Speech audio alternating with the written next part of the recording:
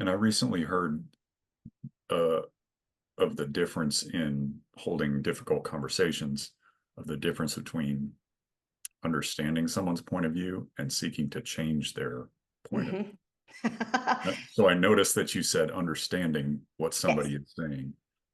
Yes, because and that's the foundation of everything, right? If you understand something, then you can better deal with it. But many times, even once the person gets the understanding, what they really want is that person to change. And I'm not saying whether that's right or whether that's wrong, but what happens if that person doesn't want to change? If they really like that aspect about themselves, or even if they realize that it's something that's a little destructive, but they refuse to change it, then what do you do? And this is why it's so important for couples to be more conscious of who they are as individuals.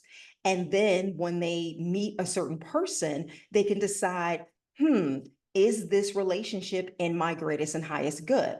Or am I creating a person that does not even exist? Mhm.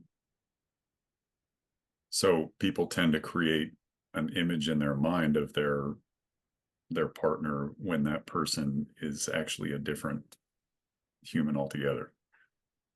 Yes, and a lot of times this starts when people start dating because everybody's on their best behavior, everybody's getting dressed up, everything they say is cute and funny, and that's good. But I always tell people, okay, just give it some time.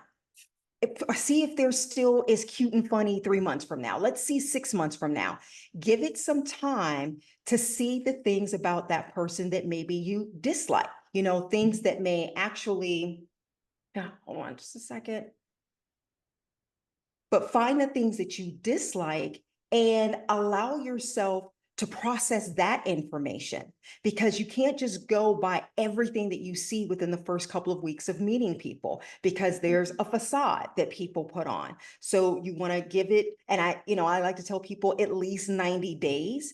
But one of the main issues that people run into is, and I try to really not go into the whole gender thing and stay away from that. So let me say it this way. It is best to allow the person to show you who they are before you make a decision.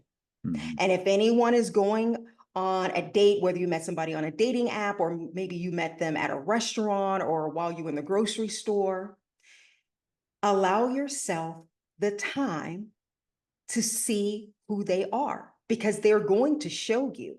They're going to show you. But in the meantime, don't put anybody up on a pedestal. Don't make that person the one. I remember when I was still dating, and when I went out on a couple of dates, I remember a friend of mine and my sister, both of them said, "Oh, I hope he's the one." And I was like, "Don't you ever say that to me ever again." And they were like, "What did I say wrong?" And it's just like, stop projecting. Like, I haven't even met this person. This person could be a total creep, and you're saying, "I hope he's the one." No, because now you're putting that in your mind. So you're going to start to ignore certain things because you're not just allowing yourself to process and see who they are. So just let everybody be on the bottom ground.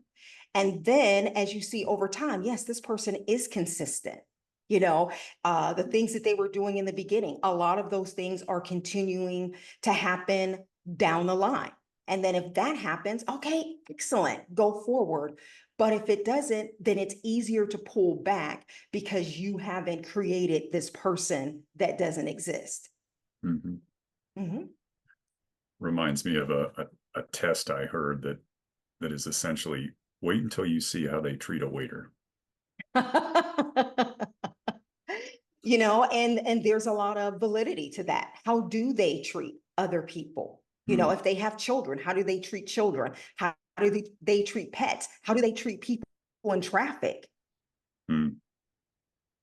So there's just a lot of different things, a lot of different clues that are kind of sprinkled throughout. And we want to make sure that we're paying attention to everything that we're seeing and that we're hearing. I can imagine that relationships today that start based on an attraction from social media have a lot of evolution to do inside the relationship because the front we put on social media is not actually who we are.